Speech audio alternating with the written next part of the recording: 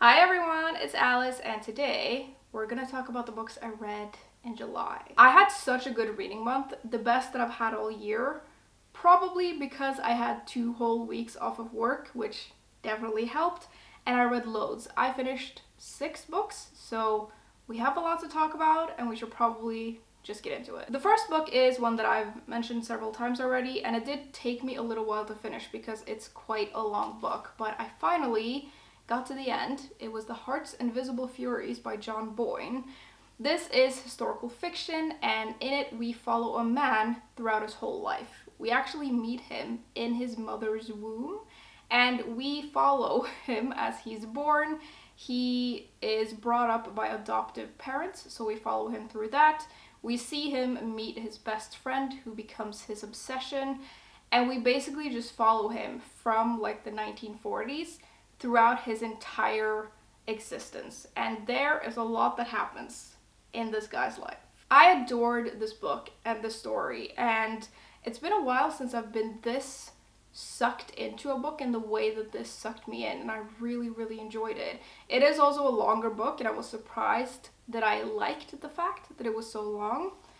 I thought when I was halfway through that this was gonna be a 5-star read for me, but in the end it didn't quite reach that, but it's still one of the best books that I've read all year. The thing that I was most invested in was definitely the main character, and if you're gonna have this kind of book, you obviously need a main character that you can get invested in, and I just felt so much for him, and we get to know him so intimately, and he struggles so much. He struggles with his identity, his home, his country, and you just feel really bad for him, and you just know that if he was allowed to just live his life the way that he should be able to live his life, things would be so much better. So you kind of just want to pluck him out of the story and give him a better life.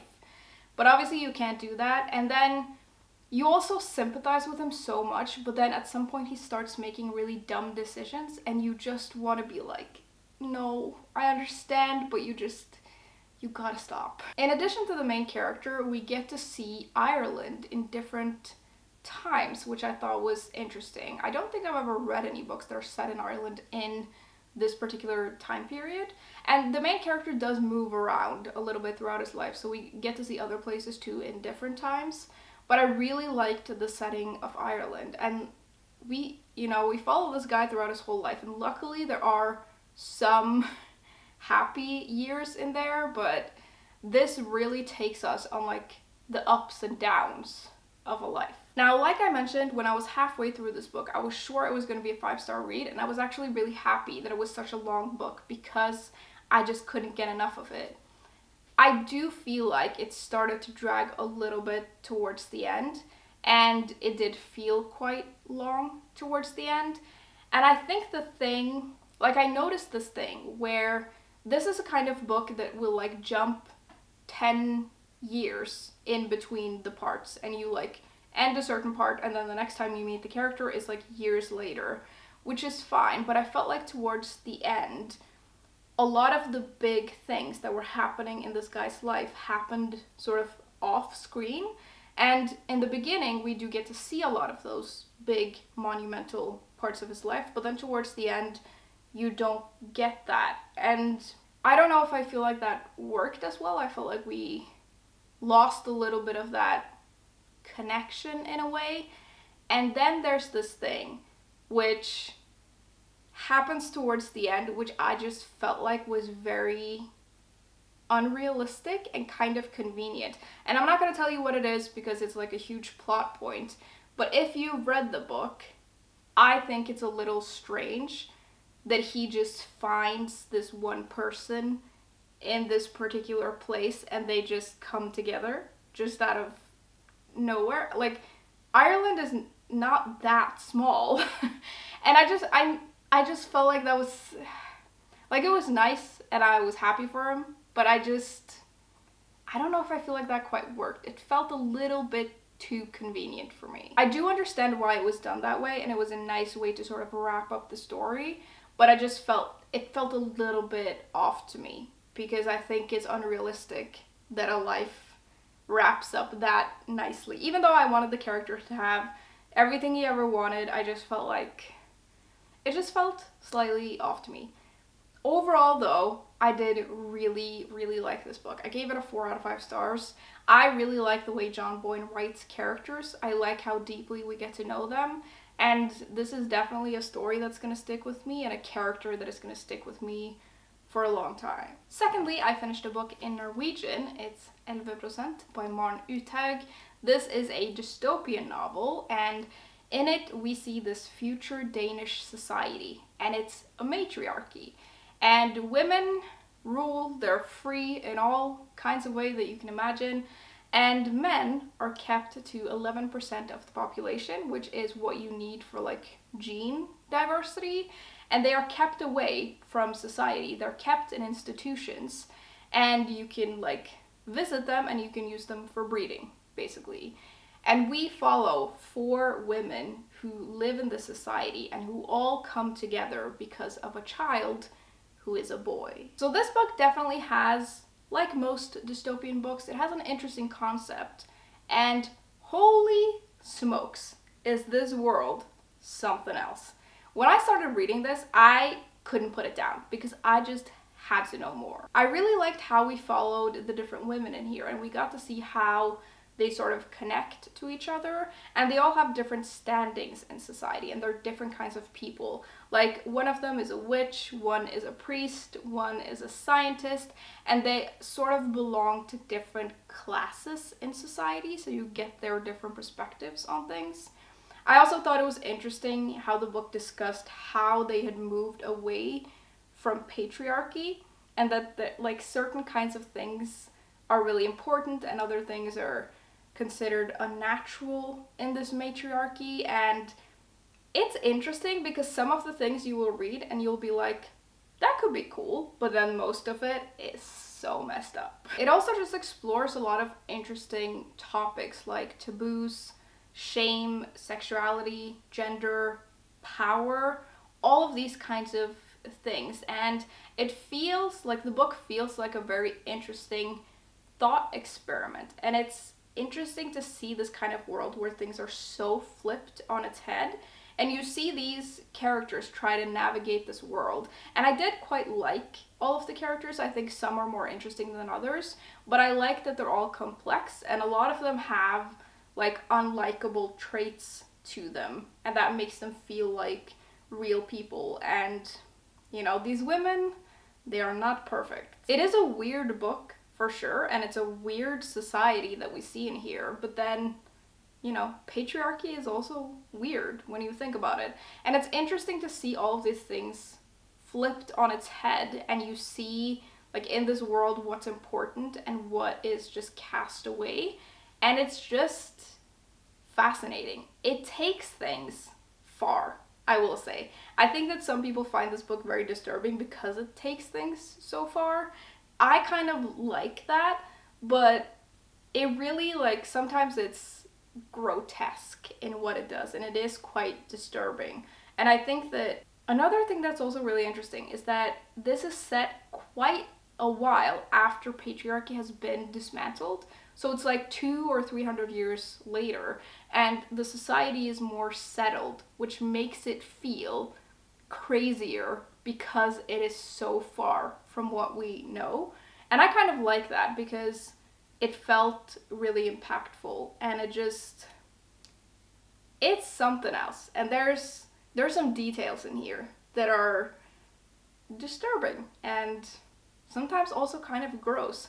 And then there's a surprising amount of snakes in here. So if you don't like snakes or reading about snakes, this isn't the one for you. Also, if you can't read about menstrual blood being used to make magic cookies, this isn't the one for you either. It's absurd. Like, a lot of these things are very, very weird and strange, but it makes perfect sense in this society, and it was just very interesting. It's not the perfect book, but I'm really glad I read it, and I gave it a 4 out of 5 stars.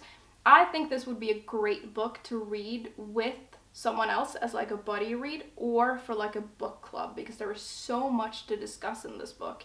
And I really want some of my friends to read this so we can talk about it, because I think it's the kind of book that can make a lot of interesting discussions. Also, by the way, there is no English translation of this so far, unfortunately. I think it's available in some like Nordic languages, but it's not translated into English quite yet. It is quite a new book though, so hopefully maybe that'll happen soon. Then I read 2 books by Emily Henry. The first one was Book Lovers, and this is of course a romance book. We follow this cutthroat literary agent in here who is very much a city girl, and her sister convinces her to go to this small town for a month to try to like appreciate small town life. And in this small town, she keeps running into this guy that she knows from her, they're not colleagues, but they work in the same industry, and they're kind of like rivals in a way. And they keep getting like thrown into the same places and into the same situations because, you know, it is a small town. So this one I really enjoyed, much in the same way that I enjoyed Beach Read. I really loved the small town setting, I really liked the characters, and as I've mentioned before, I really like the way that Emily Henry builds tension. Like the way that she does that works really well for me. I also like that there is more going on in this story than just the romance. We have this like the main character's relationship with her sister, and there is something going on with the sister as well that we're sort of trying to figure out. And I quite like having that as well as the romance because there's a little bit more to it. And I like how that makes us explore the main character in a different kind of way. I did really like the romance interest though, and like the romance bits, and as always, I really enjoyed the banter. I think Emily Henry is really good at writing that. I don't really know if I have that much more to say about this, to be honest. Also in part because I did a whole reading vlog reading this book and the next, and I talked about it so much that I feel like I'm sort of talked out. But I really enjoyed this. It was the kind of book that's just enjoyable, fun, nice. You don't have to use your brain all that much, but you know, it's easy to get invested in and get sucked into, and it's very easy to read. And I really like the rivals to lovers trope. That really works for me. This and Beach Read are definitely my favorites by Emily Henry. I think that maybe I prefer this slightly more, in part because of the small town vibe. I really, really enjoyed that. And yeah, it was just a nice read. I gave it a 4 out of 5 stars. The same rating that I gave Beach Read. The second one that I read was You and Me on Vacation, which follows these 2 friends who are best friends. They met in college, and every year they go on a summer holiday together, and then something happens. They've done it for 10 years, like every summer for 10 years, but then their last trip, something went wrong, and they don't really speak anymore. We meet our main character when, like, a couple of years after the last vacation, and she is in a rut. And she decides that the way she's going to get out of this rut is to contact her old best friend, and they're going to go on one last trip together. I feel like I was on such a high after reading Beach Read and Book Lovers, and I was kind of in the mind where I was like, Emily Henry can do no wrong. I forgot that maybe there are tropes that I don't enjoy as much, and I think that Beach Read and Book Lovers are arguably quite similar books, and they have a lot of the same tropes. This has a different kind of trope. It's like friends to lovers, and this just didn't do it for me, really. I think what I missed the most from this was the tension and the building of tension. It does happen in here, but I wasn't as invested in it, and I wonder if I just am gonna struggle more with the friends to lovers trope, because all I could think reading this was like, you guys know each other, you can just talk to each other. Like, if you like each other, just do something. Like, I don't quite understand the tension in the same way that I do when there are 2 people who don't know each other who come together.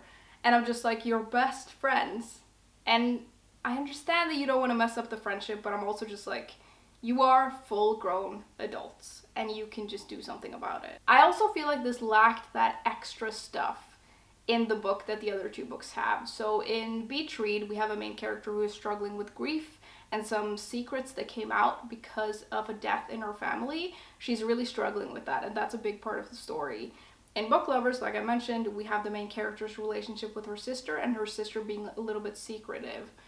In this, it's more of an existential crisis, and I couldn't get as invested in that, I felt. And I also don't know if I really liked the fact that the solution to her existential crisis was like, I'll get together with this guy and it'll fix things. I just couldn't get into like that part of it either, and I felt like it wasn't as impactful or as important, and we don't explore it as deeply. I do still really like the banter. I will say that. I did really enjoy that. But overall, this just didn't do it for me. Initially, I gave this a 3 out of 5 stars, but on reflection, I'm actually going to give it 2 because there was so much in here that didn't really work for me. And I don't think I'm ever going to think about this book again, and it's already like gone, which is fine. I am wondering though if I just don't like the friends to lovers trope and if that's the issue, or if it's just like a combination of things. But yeah, this just didn't really do it for me. Second to last, I read a book that I was dying to read, and I'm really glad that I didn't put it off and I just read it like a week after I got it. It's Yellowface by R.F. Kuang, and this is contemporary fiction, and we follow this woman who is a writer, and one of her best friends is also a writer, but she's arguably much more successful than our main character. And they have like a weird type of friendship. And one evening when they get together and they're like celebrating this friend's like achievement in something, the friend has a freak accident and she dies. And our main character steals a manuscript that she has just finished, like the dead friend has just finished, and she decides to just take it, and she works on it a little bit and decides to publish it under her own name. So she basically steals this other girl's work. I can't remember the last time I had so much anxiety reading a book. This was one of those books where I was just like, I have to finish it, but then I also don't want to read it because it gives me so much anxiety, because you're just following this main character and you're just like, what are you doing? Like, what the hell are you doing? I do like a story about an unlikable main character though, and the main character in here is definitely that.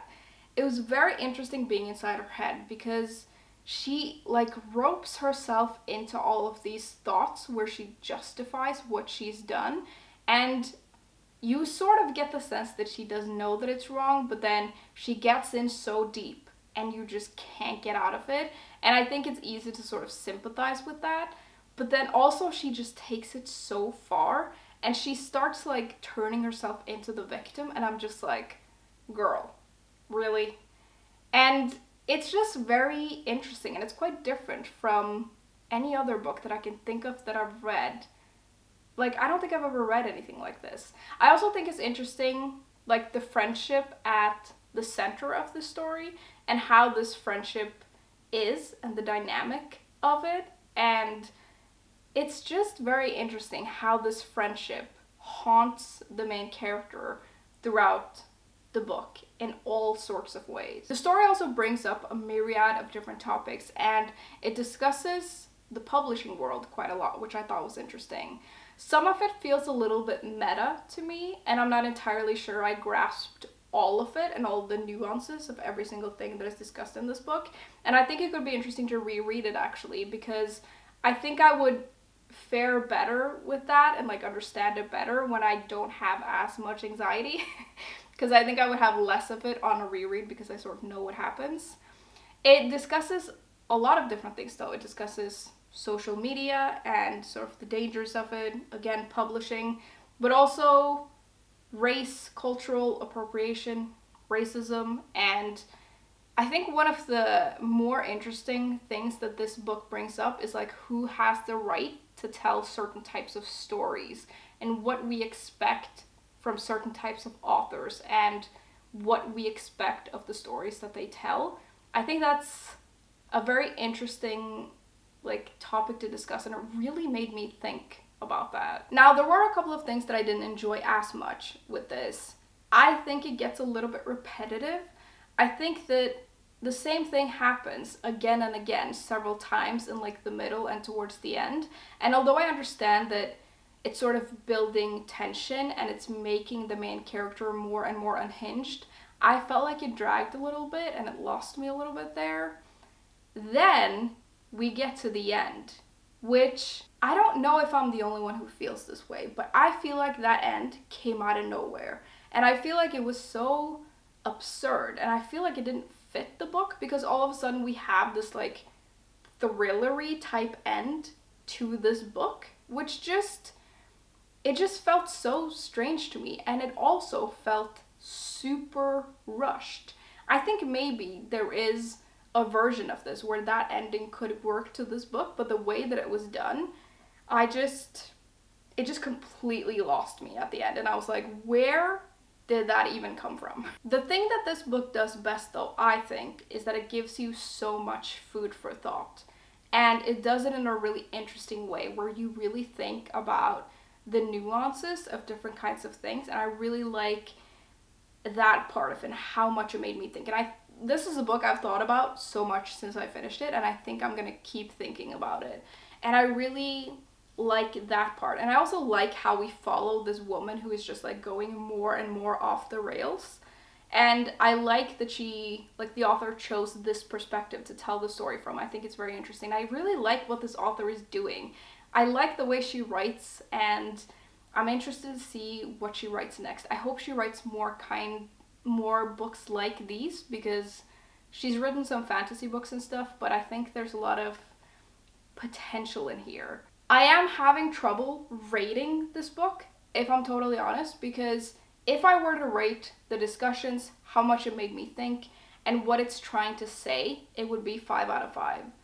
But a book is more than just what it's trying to tell you and what it's trying to make you think about. And I think that there are some pacing issues with this, and that end really, it really caught me off guard, and not in a good way, and I really struggle with how the end was done. So it's a hard one to rate, but I think it's somewhere between 3 and 4 stars for me. But it's interesting because even if I give this 3 stars, it's a book I would highly, highly recommend, because I think people should read this book.